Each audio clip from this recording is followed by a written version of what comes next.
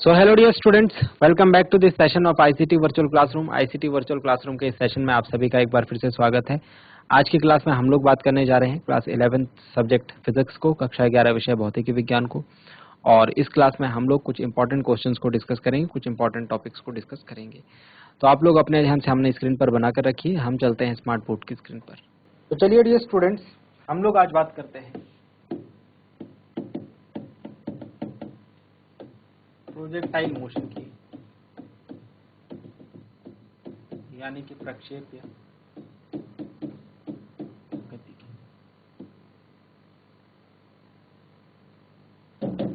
Projectile motion यानी कि प्रक्षेप्य गति। चलिए स्टार्ट करते हैं आज की क्लास को। अगर हम एक्चुअल बात करें प्रक्षेप्य क्या होता है, प्रोजेक्टाइल क्या होता है, तो इसको समझने के लिए हम ऐसे समझ सकते हैं कि जब कभी भी हम 2D मोशन को देखें, कैसा मोशन देखें, 2D मोशन, ठीक है, और ये 2D मोशन होता है, ठीक है, ये होता है जमीन से आसमान की ओर इस तरीके से। सपोज आपने कोई पत्थर फेंका या कोई बॉल फेंकी इस तरीके से आसमान में, और वो थोड़ी देर बाद वापस जमीन पर आ गया, तो ये जो मोशन होगा ये होगा प्रोजेक्टाइल मोशन, ठीक है। आप करते होंगे कई बार, जब सपोज आप क्रिकेट खेलते होंगे तो क्रिकेट में आप किसी बॉल को जब थ्रो फेंकते हो इस तरीके से, तो ये मोशन क्या कहलाता है, ये मोशन प्रोजेक्टाइल मोशन कहलाता है, प्रक्षेप्य गति कहलाती है इस प्रकार की, ठीक है। तो प्रोजेक्टाइल मोशन में जो इसके इंपॉर्टेंट कुछ गुण हैं वो ये है कि गुरुत्व के अधीन गति होती है। भाई बॉल ऊपर जाती है तो नीचे कैसे आती है, गुरुत्व की वजह से, पृथ्वी के गुरुत्वीय क्षेत्र की वजह से, तो गुरुत्व के अधीन गति होती है इसमें, ठीक है। और 2D मोशन होता है, ठीक है, द्विविमीय गति होती है, समझ रहे, आप देख रहे हैं कि ये बॉल जो है ऊंचाई पे भी जा रही है और आगे को भी जा रही है, ऊपर को जा रही है और आगे को जा रही है, ये ऊपर को जा रही है और आगे को जा रही है, तो एज ए रिजल्ट ये इस तरीके से मूव कर रही है इनके बीच से, ठीक है। तो 2D मोशन होता है, द्विविमीय गति होती है, और इससे रिलेटेड हमको काफी सारे टर्म्स ध्यान रखने की जरूरत है। यहाँ पर हम u लेते हैं वस्तु के प्रारंभिक वेग को, ठीक है। इसके अलावा u लेते हैं वस्तु के प्रारंभिक वेग, थीटा लेते हैं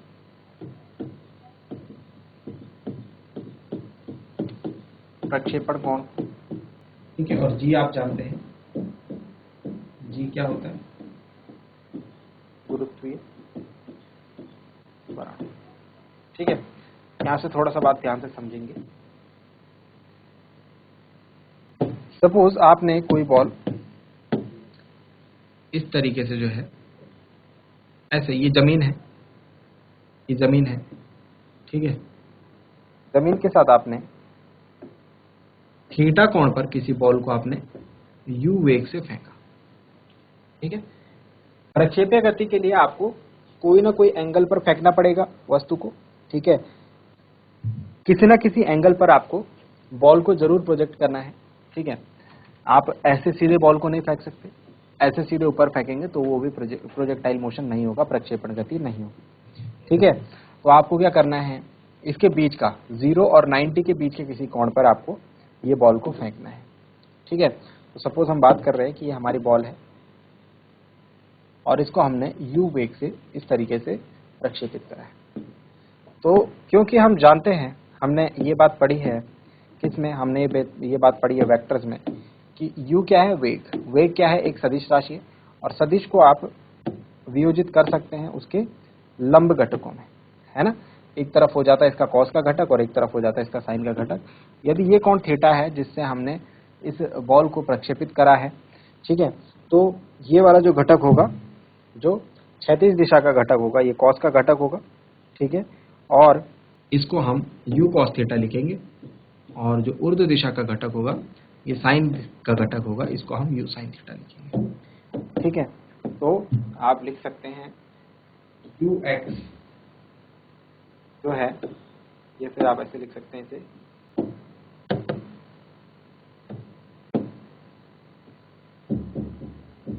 अक्ष की दिशा या फिर एक्स दिशा में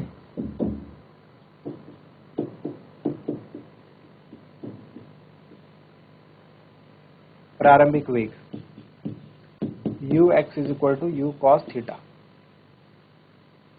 और y दिशा में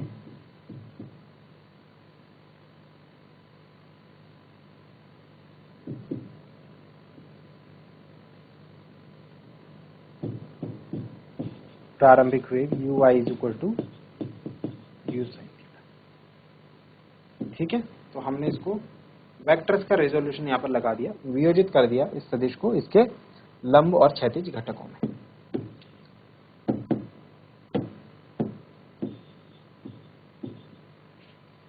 ठीक है, तो प्रक्षेप्य गति से संबंधित कितनी चीजें आपको ध्यान देनी है। अगर आपसे एक बात पूछी जाए, नोट,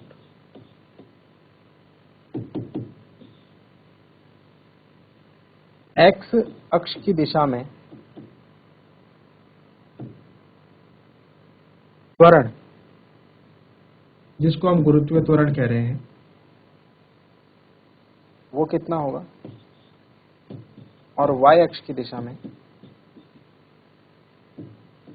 त्वरण ay वो कितना होगा। जरा सोच के बताएंगे कि x अक्ष की दिशा में जो एक्सेलरेशन होगा वो कितना होगा और y अक्ष की दिशा में जो एक्सेलरेशन होगा वो कितना होगा। देख सकते हैं हम x अक्ष की दिशा मतलब ऐसे में, इधर को तो कोई भी गुरुत्वीय बल काम नहीं कर रहा है ना, ऊपर की दिशा में तो गुरुत्वीय बल काम कर रहा है ना, तो हमको ऊपर की डायरेक्शन में गुरुत्वीय त्वरण g देखने को मिलता है। लेकिन अपोजिट में अगर आप किसी वस्तु को ऊपर फेंकेंगे तो नीचे की तरफ जो है जो गुरुत्वीय त्वरण है वो नीचे की दिशा में पृथ्वी की तरफ को लगता है। तो y दिशा में क्या हो जाएगा, ऊपर की तरफ जाने में ये नीचे की तरफ लगेगा यानी माइनस जी होगा। और x दिशा में त्वरण गुरुत्वीय त्वरण काम नहीं करेगा क्योंकि ये लंबवत करता है, लंबवत पृथ्वी के केंद्र की ओर। तो x दिशा में जो त्वरण होगा x वो 0 होगा, y दिशा में जो त्वरण होगा वो माइनस जी होगा। ठीक है, ये बात समझ में आ गई। इतनी चीजें नोट डाउन कीजिए। चलिए, तो प्रोजेक्टाइल मोशन में हमसे जो कुछ चीजें पूछी जाती हैं वो 3 पॉइंट्स के ऊपर बात होती है और वो है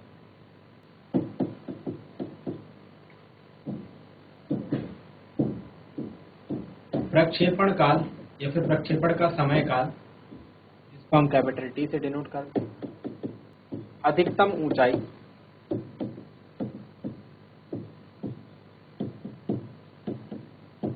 कितनी ऊंचाई तक जाएगा h, ठीक है, और इसके अलावा क्षैतिज परास,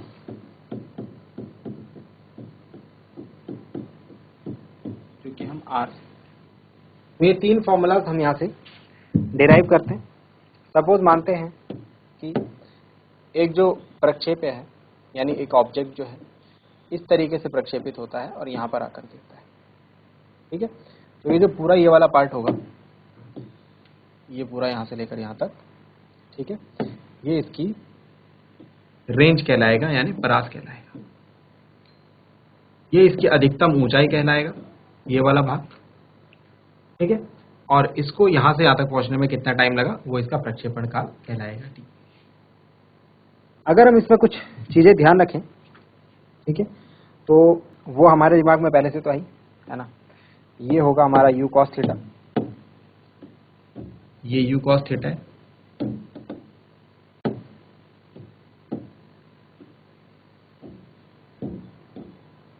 और ये u sin थीटा है।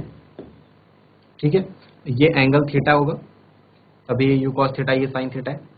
ठीक, इसके अलावा अगर यहां पर बात करें, ठीक इस पॉइंट पर,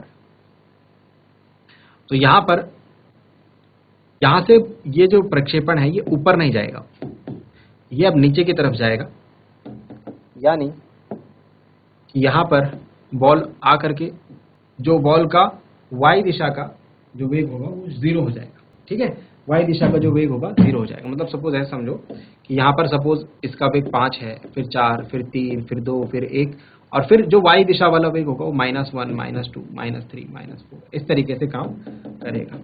ठीक है, मतलब उसके बाद वो माइनस में होने लगेगा। तो इस पॉइंट पर क्या होगा, वो 0 होगा। जब माइनस में होगा तभी तो नीचे की तरफ आ रहा है, यहाँ से देख रहे हैं आप, ठीक है। जबकि जो ux जो होगा ये कभी भी माइनस नहीं होगा, ux यहाँ पर और यहाँ पर जाकर के माइनस होगा, यहाँ पर जाकर के 0 होगा। ux माइनस नहीं होगा, क्यों? क्योंकि इस पॉइंट से लगातार आगे की तरफ जो बॉल है वो ट्रेवल कर रही है, समझ रहे हैं बात को। तो ux जो होगा वो माइनस से वो 0 होगा लास्ट पॉइंट पर, जब बॉल जो है या फिर जब आपकी वस्तु जो है वो जमीन पर गिर जाएगी, ठीक है, जब जो हमारा प्रोजेक्टाइल है वो खत्म हो जाएगा। चलिए, तो सबसे पहले हम इनके लिए कुछ फॉर्मूलाज जो होते हैं उनको लर्न कर लेते हैं, ठीक है। डेरिवेशन हम अभी नहीं करेंगे, सिर्फ फॉर्मूलाज को लर्न करेंगे। तो फॉर्मूलाज हैं इनके 1 बाय 1। जो टी का फॉर्मूला होता है वो होता है 2u sin थीटा अपॉन जी। इसके अलावा अगर बात करें मैक्सिमम हाइट की h इज इक्वल टू होता है u square sine square theta upon 2g। और r जो 36 परास का फॉर्मूला होता है वो होता है u square sine 2 theta upon, ठीक है। तो ये तीन फॉर्मूलाज जो होंगे इसमें अप्लाई होंगे।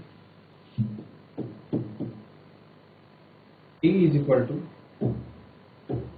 2u sine theta upon g, h is equal to u square sine square theta upon 2g and r is equal to u square sine 2 theta upon. इन तीन फॉर्मूलाज के ऊपर हमको काम करना है और इनसे रिलेटेड क्वेश्चंस जो है हमारे पास पूछे जाएंगे। नोट डाउन कीजिए इन फॉर्मूलाज को, फिर कुछ क्वेश्चन जो है इनके बेसिस पर हम करते हैं। तो कुछ क्वेश्चंस करते हैं इसके बेसिस पर हम।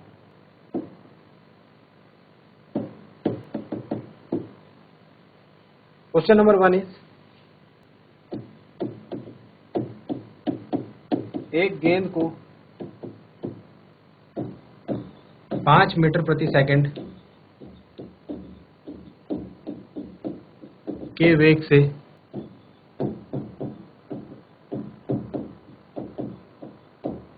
सैंतीस डिग्री के कोण पर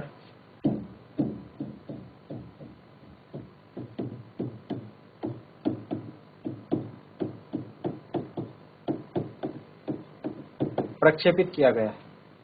एक गेंद को 5 मीटर प्रति सेकंड के वेग से 37 डिग्री के कोण पर प्रक्षेपित किया गया है।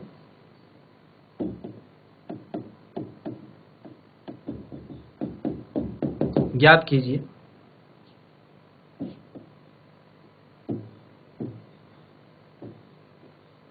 उड्डयन काल, जिसको प्रक्षेपण काल भी कहते हैं,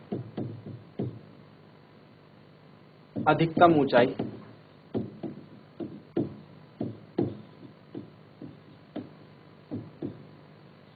और क्षैतिज परास।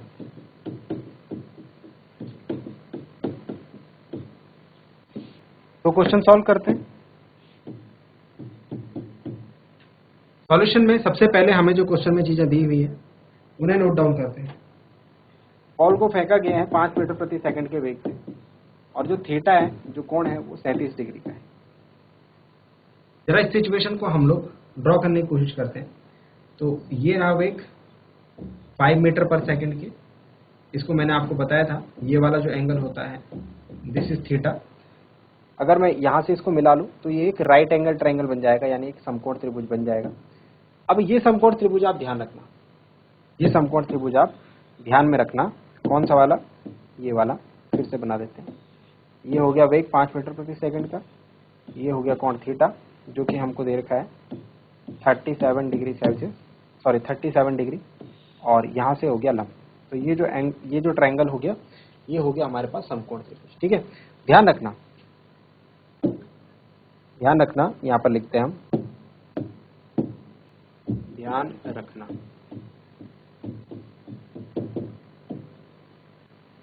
ए और बी, दो बातें बताएंगे इसमें, दोनों बातों को आप अपने ध्यान में रखना।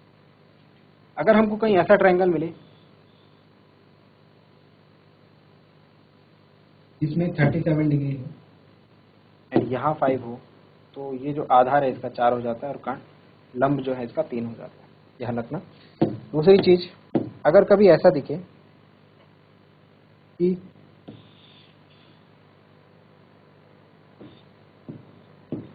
ये अगर 53 डिग्री हो और कर्ण 5 हो तो आधार 3 और लंब 4 हो जाएगा।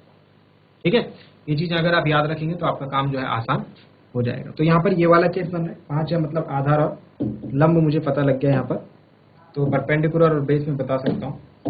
यहाँ पर हो जाएगा 4 और 3। ठीक है, 4 और 3 हो जाएगा। सही।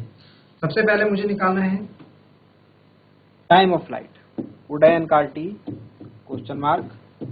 ठीक है, फिर उसके बाद है अधिकतम ऊंचाई h क्वेश्चन मार्क, और फिर है क्षैतिज परास r क्वेश्चन मार्क। ठीक है, इस तरीके से हमको फिर आगे की चीजें कैलकुलेट करनी है। चलिए सबसे पहले हेडिंग डालते हैं, नंबर 1 पार्ट टी। तो टी का फॉर्मूला भी लिखा था आपको, 2u sin theta upon G, 2u sin theta upon G. ठीक है, चलिए सॉल्व करते हैं इसे। तो t is equal to 2, u is 5 into sine theta, theta कितना है भाई 37 डिग्री है, अपॉन जी मतलब 9.8, बट हम यहाँ कैलकुलेशन आसान रखने के लिए 10 रखेंगे। ठीक है, तो साइन 37 डिग्री कितना हो जाएगा भाई, साइन क्या होता है, साइन होता है लंब बटे कर्ण, तो लंब बटे कर्ण मतलब 3/5 हो जाएगा 37 डिग्री। हमारा काम यहाँ से आसान हो गया है, तो ये हो जाएगा 2 गुणा 5, देखो 2 गुणा 5 से 10 तो पूरा कट जाएगा, 5 दूनी 10 और नीचे 10 कट गया। ठीक है, साइन 37 की वैल्यू क्या बताई थी भाई भी, लंब बटे कर्ण। ठीक है, तो मतलब 3/5। तो समय काल कितना लगेगा 3/5, 3/5 को अगर आप डिवाइड करेंगे तो 0.6 सेकंड का टाइम आपको निकल के आएगा। ठीक है, ये हमारे फर्स्ट क्वेश्चन का आंसर है। सेकंड पार्ट देखते हैं इसका। सेकंड पार्ट हमें अधिकतम ऊंचाई पूछी हुई है, अधिकतम ऊंचाई का फॉर्मूला होता है u square sine square theta upon 2g। चलिए वैल्यू पुटअप करते हैं, u की वैल्यू है 5, तो 5 का स्क्वायर हो गया, साइन 37 डिग्री का स्क्वायर हो गया, अपॉन 2 इंटू 10। ठीक है, तो ये आएगा h इज इक्वल टू 5×5 = 25, और साइन 37 की वैल्यू कितनी बताई थी भाई, 3/5 का स्क्वायर मतलब 3/5 गुणा 3/5, और बटे में है 2 गुणा 10। इसको सॉल्व करते हैं भाई, तो 25, 5×25 कट जाएगा। ठीक है, और 6/20 आ जाएगा, 6/20 को अगर हम कैलकुलेट करें, सॉरी 3 या 9/20 आएगा।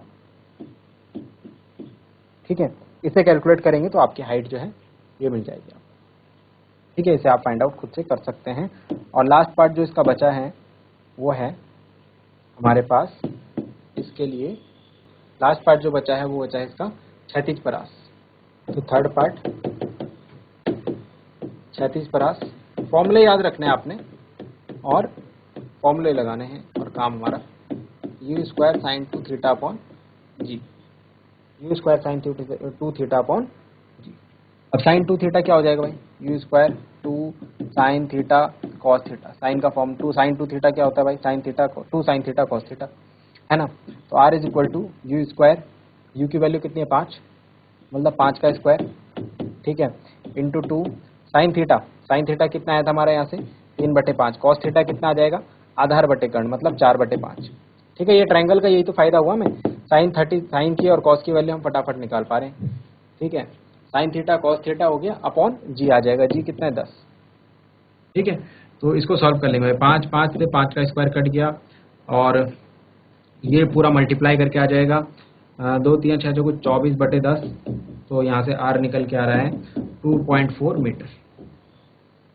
क्षैतिज परास मेरा निकल के आया है 2.4 मीटर आंसर।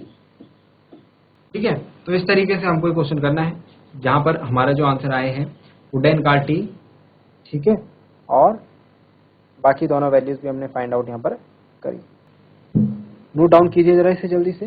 यहाँ पर जो ट्रायंगल है इसके लिए आप ध्यान रखना, ट्रायंगल में आपको जो बात बताई गई है तो ये है कि ये वाला एंगल है 37 डिग्री।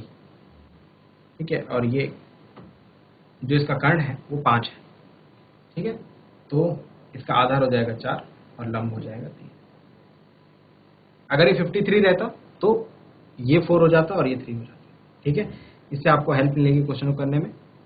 तो ऐसा ही एक और क्वेश्चन देते हैं आपके लिए। ठीक है, ऐसा ही क्वेश्चन और देंगे आपके लिए और ये आप खुद से करेंगे।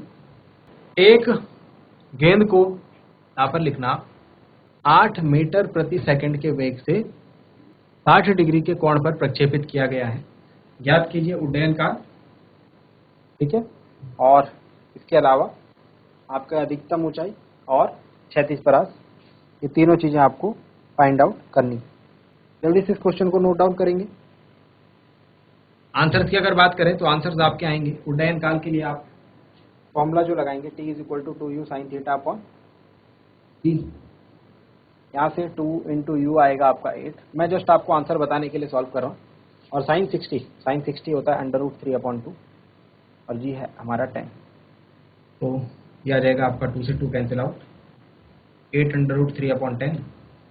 √3 का मान आप रख देना 1.73/10, तो ये आपका निकल के आएगा 1.384 सेकेंड। ठीक है, ये टाइम पीरियड आएगा। आंसर लिख लो, ये आएगा 1.384 सेकेंड। बात करें अगर अधिकतम ऊंचाई की तो h = u² sin² theta upon 2g। Formula लगाएंगे तो u² हो गया 8 × 8 = 64 और sin² थीटा यानी कि sin² 60, तो √3 मतलब 3/4 हो जाएगा और 2 × 10 हो जाएगा।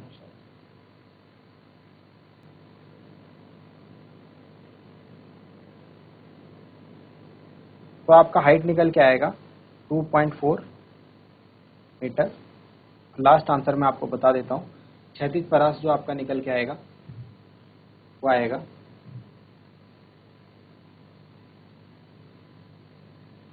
Formula u² sin 2 theta upon g से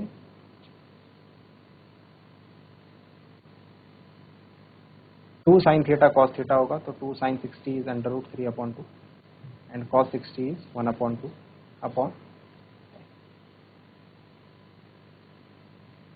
r = आएगा 5.5।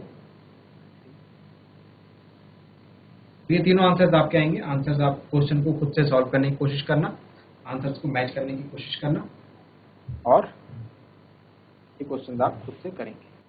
सो उम्मीद करता हूँ आज की क्लास आपको पसंद आई होगी, अच्छी लगी होगी और कुछ नया सीखा होगा आपने आज की क्लास में। ये भी उम्मीद करता हूँ घर से आप इन चीज़ों को एक बार रिवाइज करके जरूर आएंगे। मिलते हैं अगली क्लास में एक नए और इम्पोर्टेंट टॉपिक के साथ। क्लास से जुड़ने के लिए आप सभी का बहुत बहुत धन्यवाद। Thank you very much and have a nice day.